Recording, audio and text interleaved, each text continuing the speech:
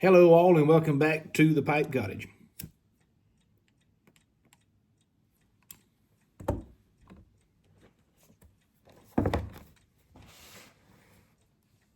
I got a topic I want to talk about. It's been on my mind this morning and I figured I would make another video.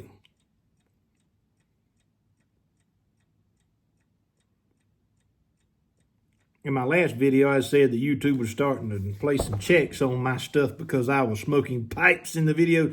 Well, I concluded that I don't care. Let them go ahead and check away.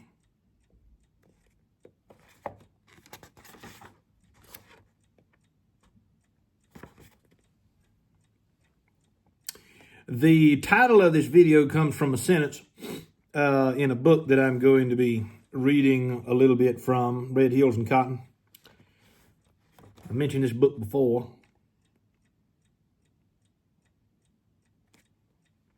But the title of the video, Does the South Hold the Keys to American Culture?, comes from the section that I'm going to read to you from this book. And I want to deal with that topic a little bit. Does the South hold the keys to American culture? And if you hear a bird in the background, I brought my cockatiel into the study for the wintertime. He usually stays on the porch, and he likes seeing how various and sundry things occur during the course of the day, but it's too cold, and I like to bring him in. So my cockatiel Winston is over there by the fireplace, and he may be talking to you a little bit.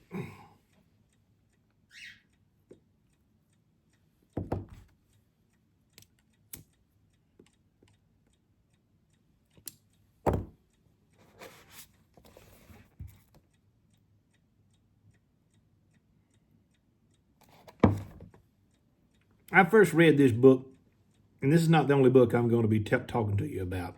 I first read this book when I was probably 16 years old. I read the whole thing in one day.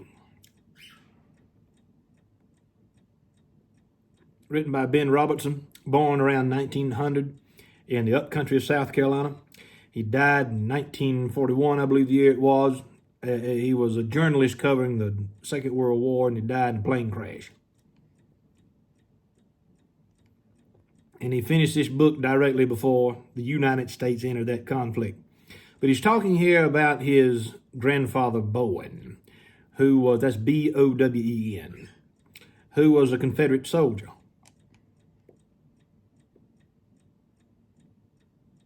And he's talking about the way his grandfather considered what was at that time modern America, a post-Civil War America, 20th century America. And it's often said that in the South, particularly in South Carolina, where Robertson was from, the 19th century lasted a lot longer.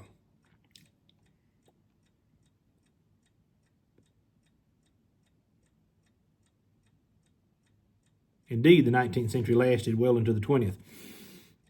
So this is Ben Robertson. My grandfather was certain about many things, sure in an unsure time. And in an age that was grasping, he advised us not to grasp. He believed in success, but he had his own quiet definition of that term. Success was a thing within. It was the how of achievement. The how of achievement. My grandfather did not believe in his age in America, and he made no attempt to equip us to succeed in it. Some people hold that it is never wise to fend against your time. But my grandfather was seeing beyond the vision of those people. He did not believe in the new factory system of the North as a civilized way of living. He did not believe it would last. It would have to be scrapped or modified. The factory system smothered the individuality of life. It killed a man's inner glow. He was afraid of the power of the great factory, afraid of the wealth that accumulated in the hands of the few, a sort of few whom he did not care for. He believed men should control their own time. Now, he's not talking about their own age, their own period of history. Robertson here is speaking of his grandfather as simply meaning men should have control of their schedule. Factory system does not allow you to do that. You work for somebody else 8 hours of the day. His grandfather believed that a man should control his own schedule, his own time. He did not believe in work as the purpose of existence. He believed in work as a means to an end. And here, Robertson is reminding me very clearly of Joseph Pieper in his work on leisure, where he says very much the same thing. Our life is more than the workaday existence of modern man. He believed in work as a means to an end, and that all men should have time after their work to sit on piazzas. And for those of you who don't know what a piazza is, it's an old Southern name, particularly a South Carolina name for the porch. We should have time to talk to one another, hours to walk alone in the fields, time to think. He believed that eventually the United States would come back to the South for the key to its culture. So he told us to wait.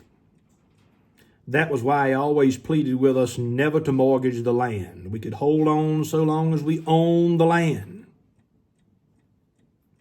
According to the standards of the South, he lived a true life, for he was at rest with himself. And he was as happy as any man could ever be who was not in sympathy with his time. I don't know of a single thing my grandfather ever did that actually was evil. Once, however, he did buy some wild oil well stock. I can't encourage you to read that book enough. I wrote a chapter in my master's thesis on Ben Robertson. I went to Clemson University, and I read all of his papers, all of his letters that are still around, that have been preserved.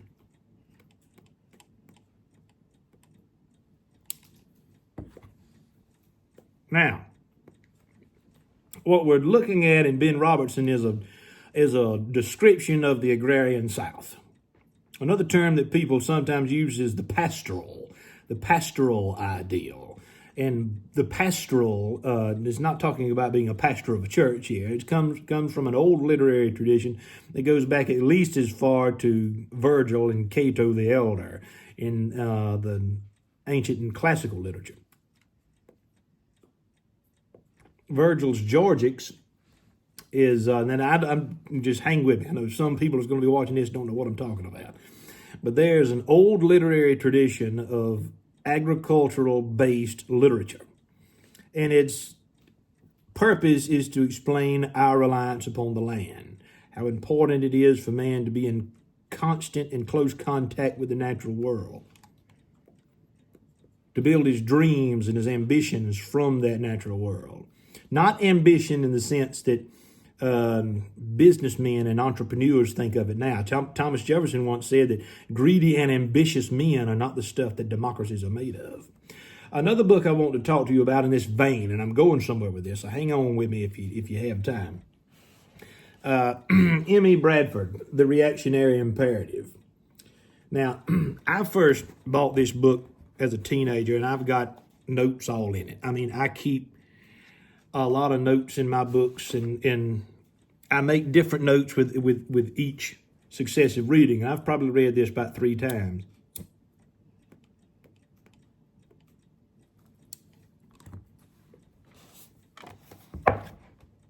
But for those of you who don't know, M.E. Bradford was a native of Oklahoma, and he taught at the University of Dallas, which used to be a Catholic school. I guess it still is. He taught literature at the University of Dallas. He was probably one of the most important, probably was the most important Southern thinker over the past 100 years. But anyway, I want to talk to you about what Bradford has to say about this agrarian ideal in the South and why this is important to American society. So I'm reading here from an essay that he published entitled Why We Were Born and Raised. And he is quoting from a couple of different books in his essay. The first one he's talking about, I'm not going to deal with. It's a book on the intellectual history of the colonial South. But the second book that he's talking about, I do want to deal with. So just let me read from Bradford a little bit, and then we'll kind of try to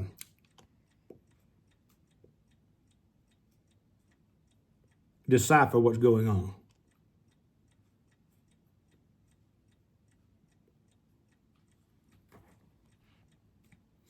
So this is Bradford. At the highest level, the original Southern mind, and he's talking about the colonial period now, the early period of the Southern experience. At the highest level, the original Southern mind sought in this world what Leo Marx has called the cultivated garden, a middle ground. And I'm going to come back to that Leo Marx book in a minute. At the highest level, the original Southern mind sought in this world what Leo Marx has called the cultivated garden, a middle ground.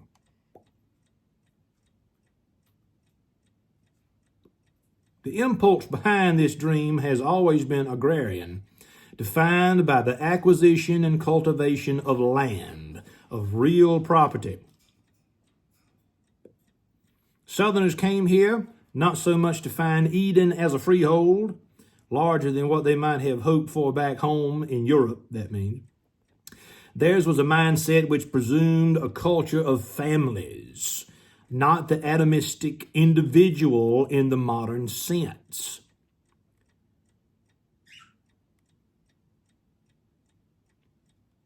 It was, in its origins, a literate and religious perspective, informed by a sense of the past, a modest view of human nature, touched by irony and humor and modest hopes. And it assumed the goodness of creation. The goodness of creation, God's created order, even though stewardship would be required to make the most of these individual blessings. Furthermore, most of what I have said here in speaking of the gentry obtains for other freemen and citizens, minus a little classical decoration. Southern conservatism, as I treat of it here, grew out of this matrix of attitudes. What was Southern and differed from it was not fully conservative. So, I could go, Lord, there's probably, I wasn't going to quote any more from this, but I want to.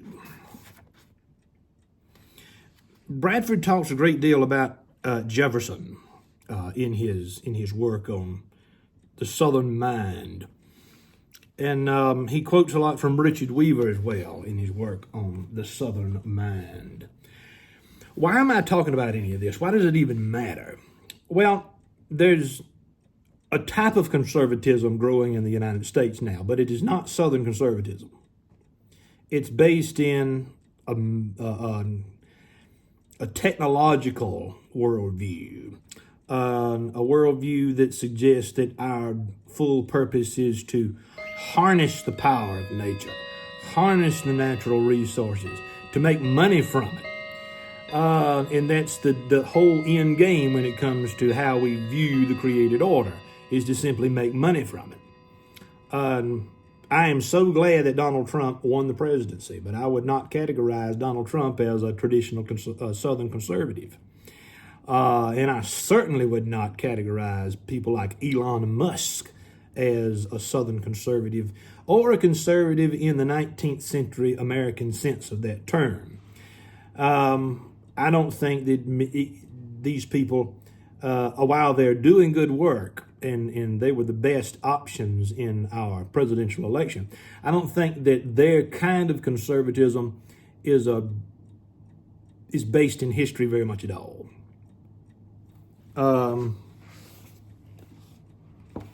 So what has happened over time is that the country has moved further and further away from land-based economies, land-based lifestyles.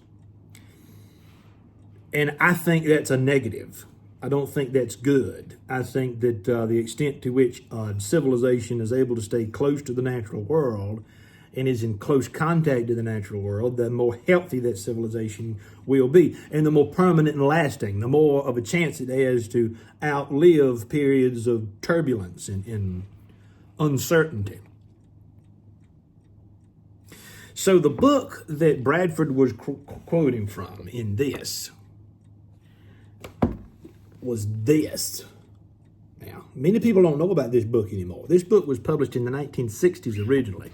And this is not Karl Marx now. This is Leo Marx. He was a professor of American cultural history at Massachusetts Institute of Technology. But I just want to read a couple of pieces from his afterward. What he's talking about in this book is essentially this dichotomy that we have in American culture between the technological world and a world that's more natural. This is Leo Marx. From the time of its origin in the ancient Near East, the hallmark of pastoral had been the contrast, explicit or tacit, between two ways of life, one complex and the other simple. One oriented toward power, wealth, and status, the other toward love, art, and music, and each grounded in a distinct set of relations with the natural world. The singular pertinence of the mode to the experience of Europeans in colonizing remote lands was not lost on Shakespeare, who conceived of the Tempest as a version of pastoral. And one of the things he's saying in this book is that one of the best ways to gauge how people are thinking about times of transition when we look to the past is to look to the literature of the time. And I think he's absolutely right.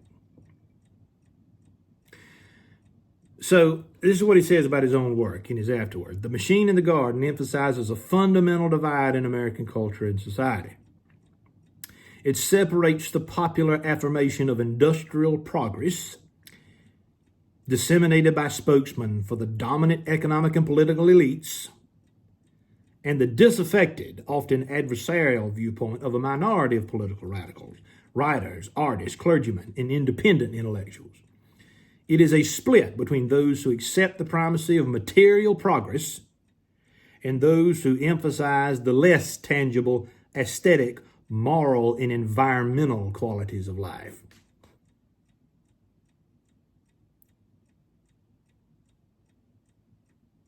So what he's saying in the book, what he's pointing out in this book, is that throughout American history there's been a very noticeable battle between progress, people who are workaday individuals who see life as, who see American society, American economics, American culture as an opportunity to make a lot of money, to become successful monetarily. But I think that he's right in creating this dichotomy in this book that was written 50 years ago, 60 years ago. It's still relevant now. There's always been this other America, an alternative vision of America that was not motivated primarily by wealth, because these are all superficial and flighty notions. What it means to be wealthy, what it means to be progressive. What does progress and wealth mean from the passing of one generation to the next? I can assure you that what my grandparents' generation thought of as being wealth is far different than what we consider it to be now. The man who makes $100,000 a year wants to make $1 million. The man who makes $1 million wants to make $2 million. The man who makes $2 million wants to make $10 million. And where does it end? Where do you reach this equilibrium, this balance where you're not constantly striving for the next goal from one day to the next? Rather, you simply learn to be, to exist, to live, rather than strive after the next dollar. And unfortunately, I think that what's motivating a lot of American conservatism now is, in fact, economic concerns. There's very little concern about the more cerebral, intellectual, spiritual, religious, environmental aspects of humanity.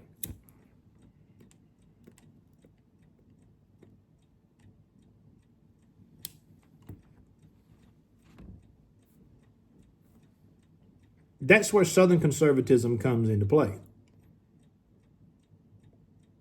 Southern conservatism is at the very bottom of political philosophy.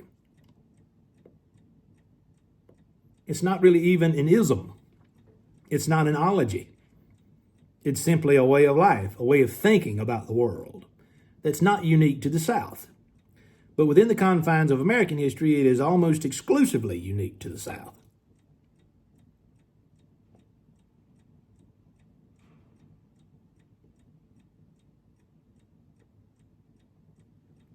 I was listening to an interview with Joel Salatin from Virginia, a recent interview that he did with a YouTube person. And he said that he doesn't think there's ever really been a good period of American agriculture. We've always had a poor ecological perspective, a very poor understanding of how to take care of land, and we've always taken advantage of the natural world in order to make a dollar. Well, that is true to a large extent, but it's not the full story. I didn't pull the book off the shelf, but one day I'd like to read to you some material from John Taylor of Caroline County, Virginia, who wrote, I think this was published in the 1820s, Aerator. Aerator, A-R-A-T-O-R, was a wonderful treatise written during the antebellum period, trying to convince farmers to be more responsible with their land. Because Salatin is right in saying that American farmers have often treated the land poorly.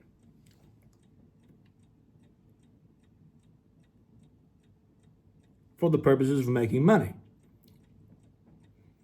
But you've got to look at an alternative perspective on this. There's also been a large collection of people in the United States, particularly in the South, who have strived to speak against this machine age that Leo Marx so beautifully describes in his book here. And if we go back to Ben Robertson, there have always been people in the South who said, well, hang on here just a minute. There's something about my generation that's not right. There's something I just don't believe in. How do I succeed in an economy that teaches me that my worth is based upon what I can produce? Some may call it the Protestant work ethic. Maybe the Catholic work ethic is what I'm actually talking about.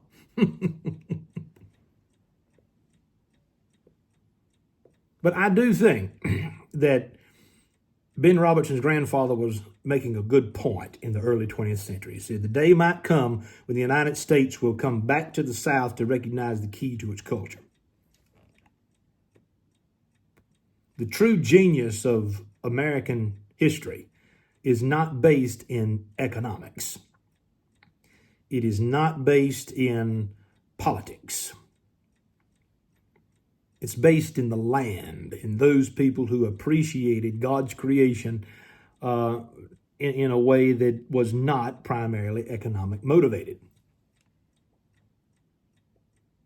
So when you just think about this, his grandfather is saying, Ben Robertson's grandfather is essentially saying, what's the point in having land if you don't have time to walk the property, to think, to enjoy it? To simply exist on land. Of course, he's not saying that you don't need to work. I mean, did Robertson says much earlier in that same chapter, if not in an earlier chapter, that we're meant to sweat. We're meant to go to work, to use the land to produce food for the table. There was a time in American history when farmers were producing food for their own table, not simply for a commodity market. Remember Jefferson's wisdom. Greedy and ambitious men are not the stuff that democracies are made of. That's the same Jefferson who said farmers are the chosen people of God.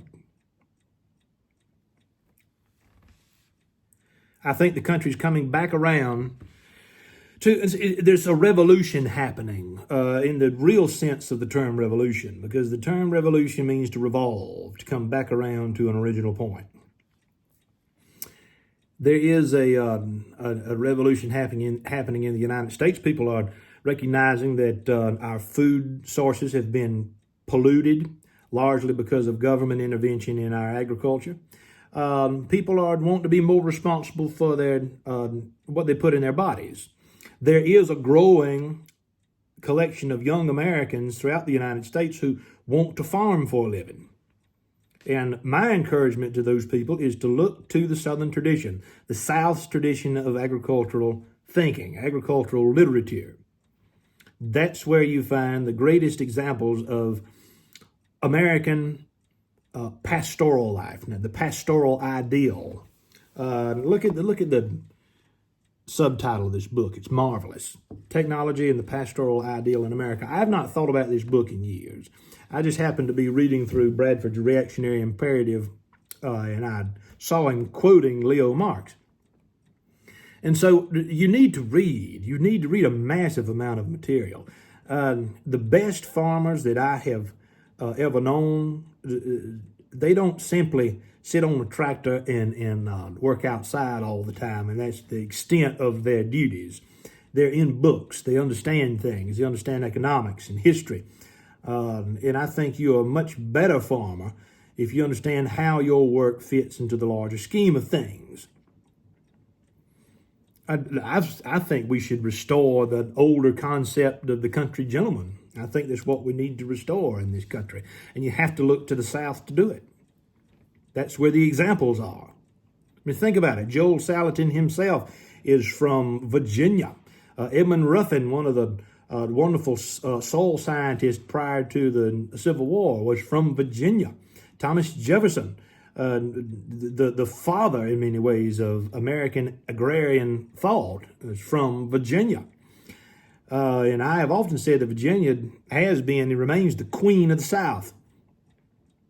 There are some counties in the northern part of the state too close to D.C. now that I don't think we can properly qualify as uniquely Virginian anymore. But even in Kentucky, which used to be Virginia, Wendell Berry has left us a wonderful canon of agricultural literature that people should be learning from. To restore, here's the America that I would like to see restored.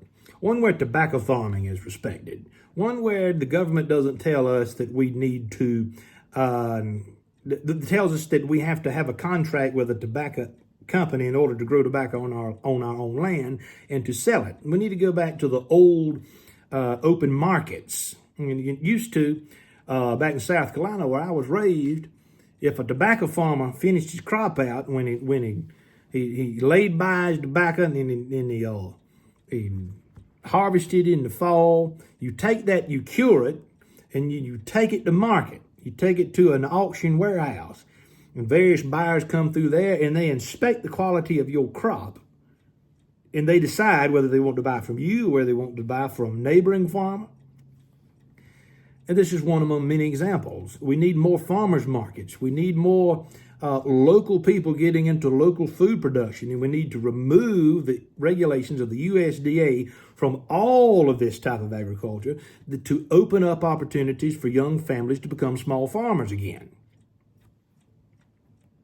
That's the America I want to see restored. I don't care how successful Elon Musk is in shooting a rocket up into the sky and backing it back down. I don't care how successful we are in being the world's top technological superpower. None of that matters unless you get the basics right. And the basics are always food production, your spiritual welfare, how you deal with families and friends, the core foundation of humanity, what it means to be human. Technology can help with all these things, but that's not the America that I hope for. I think that the country needs to look back to the South to learn once again the importance of land-based lifestyles for a successful civilization. Return to the basics. That's what we have to do. One last thing I wanted to talk to you about. I've got a lot of questions from people wanting to know what is a single book. Now, this is not a video about the Civil War, but I've had several people ask, what is one book that you would recommend about the Civil War that gives us a good perspective and basically doesn't throw the South under the bus as the evil party? There's only one that I can really think of in a single volume. I talk about Shelby Foote all the time, but that's 3 volumes. And it's a massively important piece of literature, but it takes me about 2 or 3 months to read it every time I try to attack that. This is it, North against South. This is the single, if I were teaching a college history level course on the Civil War, this would be the textbook. This would be the base textbook right here. Ludwell Johnson, he was a history professor at the College of William and Mary in Williamsburg, Virginia for a good long while. And but maybe we'll do another video on that book in particular. But I've got a lot of thoughts about these various and sundry topics that I want to get to. And I'm interested in seeing how this channel is going to evolve, because I will talk about pipe smoking, etc., but I do want to talk about other things, primarily history. And if this is content that you enjoy, that you want to see more of, please do let me know. It always is helpful when you like the video, when you share the video. I'm going to grow this channel. I'm going to grow it, and I'm going to grow an audience. It's already grown more than 100% in the past 12 months, which is so good. But I want it to get bigger because I don't think there are many good people talking about these topics in a way that's meaningful and understandable. And I've been reading about the South and American history and agricultural life for a long time now. And so this is what I know, and this is what I love, and this is what I will continue to talk about as it relates to our current society, to American culture. I think these are extremely important topics that more people need to be discussing, and I think more people are, in fact, discussing. But anyhow, this is Alan Harrelson with the Pipe Cottage, and we're going to go finish this bowl. Thank you for stopping by.